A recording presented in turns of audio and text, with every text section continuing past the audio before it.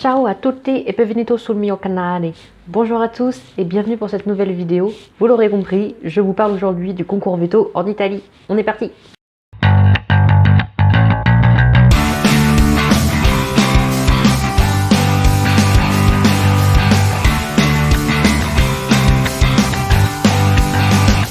Alors donc le concours en Italie, tout d'abord quelques petits mots sur les études vétérinaires en Italie de façon générale. Donc comme la plupart des autres formations en Europe ou même partout dans le monde, la formation vétérinaire en Italie dure 5 ans. Vous avez un diplôme qui est reconnu dans toute l'Union européenne sous le nom de Laurea Magistrale in Medicina Veterinaria.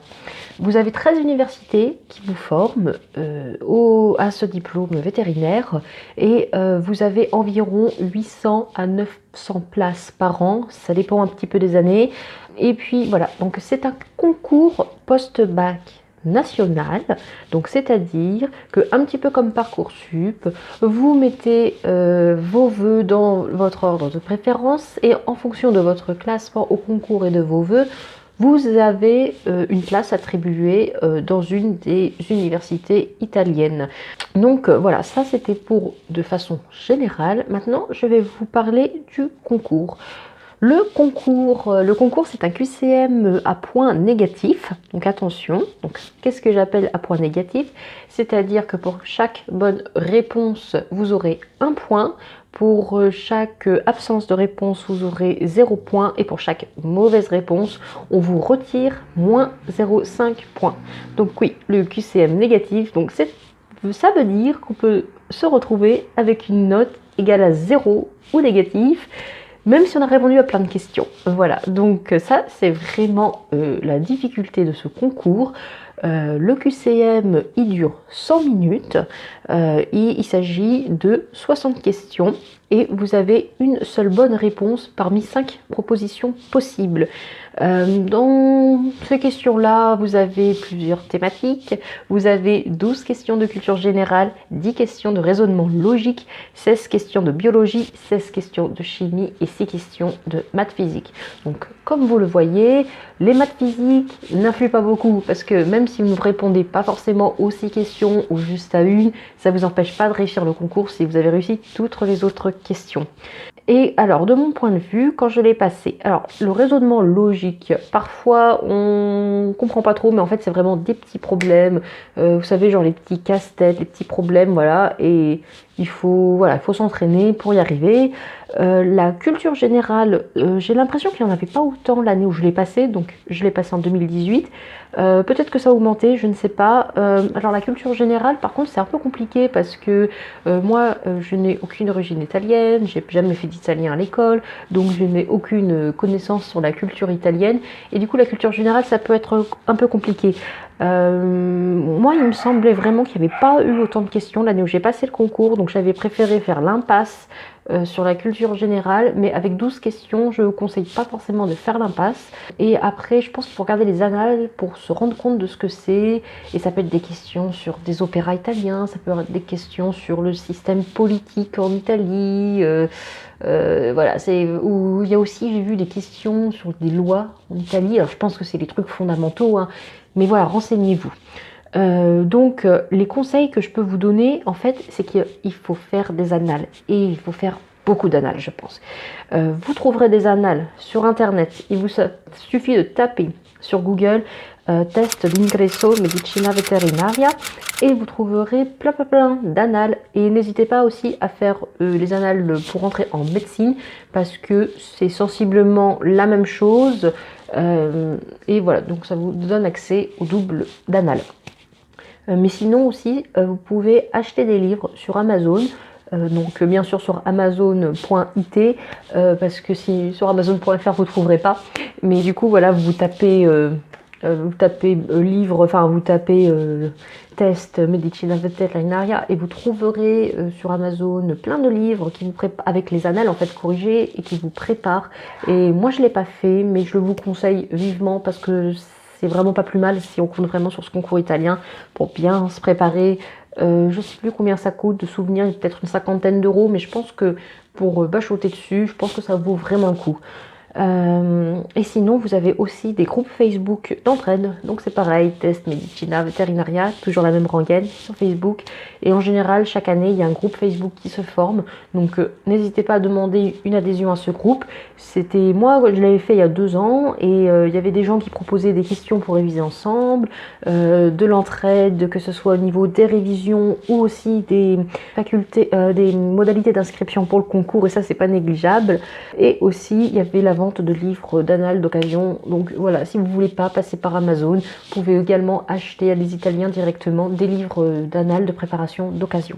Le conseil que je peux donner pour préparer ce concours, alors oui, c'est une vidéo, je présente, mais je donne mes conseils en même temps, ce serait de vous entraîner un maximum avec toutes les ressources que je vous donne ici, et puis d'être stratégique, d'identifier vos points forts, vos points faibles, et on va dire, le jour du concours, faire directement ce sur quoi vous êtes le plus fort. Si votre point fort c'est la chimie, faites en priorité les 16 questions de chimie, et puis si c'est la bio, faites en priorité la bio.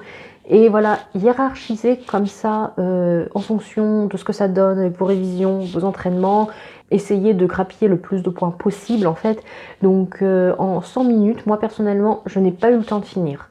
Et je ne sais pas si quelqu'un a le temps de finir cet examen.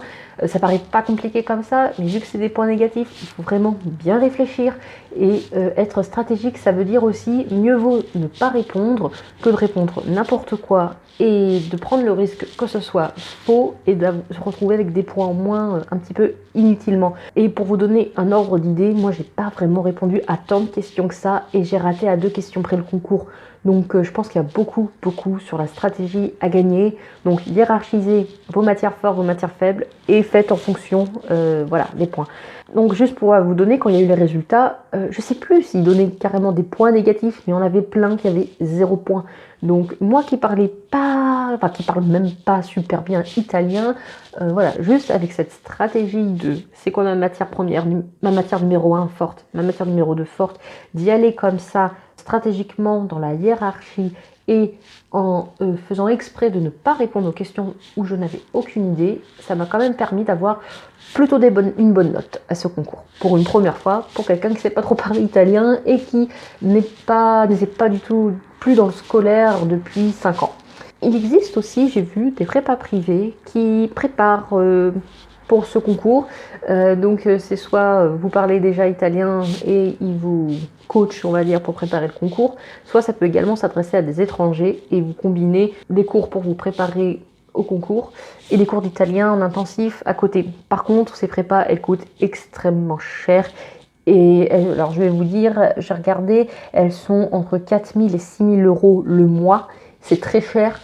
Et je ne sais pas si ça vaut le coup parce que je ne connais personne qui soit passé par cette prépa, mais c'est une possibilité aussi. Voilà, je vous donne toutes les possibilités. Moi, personnellement, je n'ai pas choisi ce genre de prépa privée parce que aussi je suis très autonome. Donc voilà, moi déjà, si vous faites beaucoup avec les livres d'annales, les groupes d'entraide, je pense que ça suffit. Après, ce n'est que mon avis. Concernant maintenant l'inscription au concours en elle-même, alors il faut savoir que c'est un peu fastidieux quand on n'y connaît rien, mais je pense que c'est un peu fastidieux aussi pour les Italiens au vu de tous les SOS sur les groupes Facebook d'entraide que j'avais pu voir. Donc l'inscription, on va dire l'équivalent de Parcoursup, ça s'appelle universitali.it. Je vais vous mettre le lien en barre de description. Vous avez, pour être tout à fait honnête, je me souviens plus dans le détail de ce que j'avais fait, mais par contre, il me semble que sur ce site-là, Universitali, vous aviez des vidéos d'explication au moment des inscriptions pour comment on fait. Et après, vous avez aussi des gens qui ont réussi à s'inscrire et qui partagent en fait comment ils ont réussi sur le groupe Facebook, ou alors des gens qui envoient des SOS disant j'ai pas réussi et des gens qui répondent. Du coup, voilà, faites avec les ressources du site et faites avec le groupe Facebook d'entraide. Mais s'il vous plaît, ne venez pas m'adresser des commentaires ou des messages en privé pour me demander comment ça fonctionne, parce que je ne m'en souviens plus. Je me souviens juste que c'était fastidieux en effet. Après, c'était quand même un peu moins compliqué à comprendre que l'Allemagne, hein, dans le sens où vous aviez juste des vœux à mettre en soi et à dire oui, je veux participer au concours. puis voilà. Mais il y avait un peu plus de démarches administratives en fait. Notamment, il vous faut un codice fiscale. C'est un numéro, on va dire officiel, et vous en avez besoin pour tout ce qui est démarche officielle en Italie. Du coup, le codice fiscale, il faut s'adresser à des ambassades italiennes en France. Il y en a dans plusieurs villes en France, je crois. Donc n'hésitez pas à chercher voilà, celle qui est le plus proche de chez vous pour y aller. Ou alors je crois qu'ils font aussi le truc par correspondance, de vous envoyer une demande, ils vous envoient le truc. Donc en fait, c'est juste que c'est un peu comme le numéro de sécurité sociale, du genre c'est composé, je crois, de votre les premières lettres de votre nom, prénom, date de naissance, un petit peu. Bref, ça vous fait un numéro unique et vous en avez besoin en fait pour vous inscrire. Donc voilà, il faut faire il faut demander à faire ce codice fiscale et ne faites pas comme moi, ne vous y prenez pas à la dernière minute, prenez-y-vous en avance parce que ça peut traîner un peu dans le temps ce genre de petite démarche. De souvenir, dans les dates, je crois que c'était mi-juillet maximum pour s'inscrire et après le concours il est début septembre. Donc voilà, il y avait premièrement sur ce site Universitalia à s'inscrire et deuxièmement il me semble qu'il fallait s'inscrire sur le site de la fac dans laquelle on passe le concours pour leur donner les frais d'inscription pour le concours parce que je crois que c'était 100 €. Il faut donner 100 € pour passer le concours et du coup il faut le donner à la fac dans laquelle on passe le concours.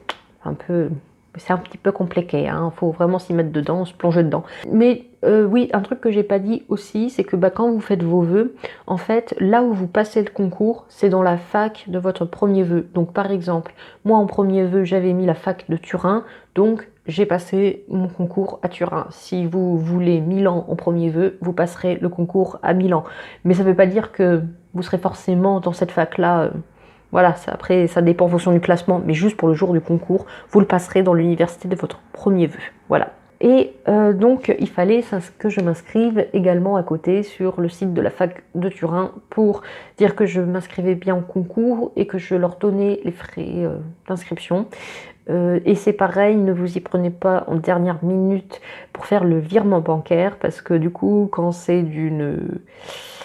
Enfin, moi c'est comme ça avec ma banque, quand vous mettez un nouveau destinataire pour donner de l'argent, ça prend plusieurs jours, je crois au moins 48 heures ouvrées, plus il y a 1 ou 2 jours d'ouvrés pour que le virement soit bien effectué. Et moi j'étais vraiment dans la deadline, j'avais vraiment peur que ça passe pas, c'est passé. Mais voilà, prenez-y-vous en avance, c'est vraiment le conseil que je donne. Prenez-y-vous en avance. Voilà. Et sinon, qu'est-ce que je peux raconter d'autre? Ah oui, le niveau de langue, quelque chose d'important. Alors, je sais qu'il y en a beaucoup qui m'avaient contacté, que je leur avais dit qu'il fallait passer une certification pour démontrer qu'on avait un certain niveau d'italien, mais parce qu'en fait, je me calquais un peu sur le système allemand.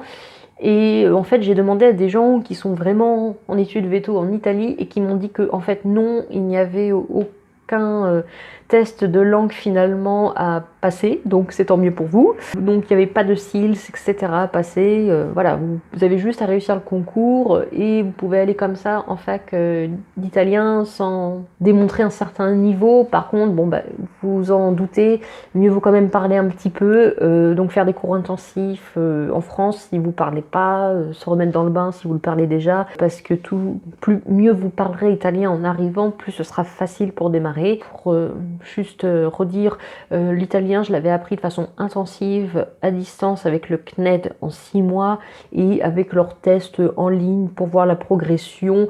Ils m'estimaient un niveau B1 B2, donc j'avais vraiment carburé pendant 6 mois. Après voilà, plus on s'y prend en avance mieux c'est quand même, parce que moi j'ai vraiment passé 6 mois limite que mes journées à faire ça et à prendre des listes de vocabulaire entières par jour.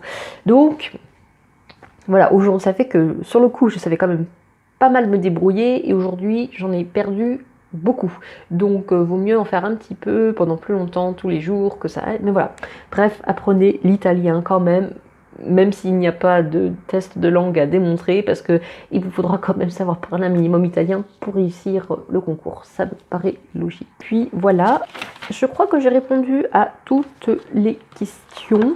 qu'on ait pu me poser. Donc voilà, j'espère que cette vidéo vous a plu. Je pense avoir fait le tour du sujet de mon côté. Donc n'hésitez pas, s'il y a quelques questions subsidiaires, à les poser dans les commentaires. J'essaierai de vous répondre, mais voilà, comme ça remonte déjà à 2 ans le concours, je vous dis tout ce dont je me suis souvenu. J'ai posé 2-3 questions annexes à des gens qui sont vraiment en école veto en Italie, mais voilà, je n'en sais pas forcément plus sur le sujet, donc c'est aussi à vous de votre côté d'être active et de pas compter que sur ce que les gens peuvent vous en dire, mais de chercher vous-même également les informations. Et voilà, en tapant sur Google quelques mots d'italien, vous trouverez assez rapidement. Et si dans un premier temps vous parlez pas bien italien, Google Traduction, ça existe et c'est super pratique. Donc voilà, je vous souhaite un bon courage et puis dites-moi si vous comptez, si cette vidéo vous a été utile et si vous comptez passer le concours en Italie, ça m'intéresse toujours. Et en attendant, je vous dis à la prochaine. Ciao!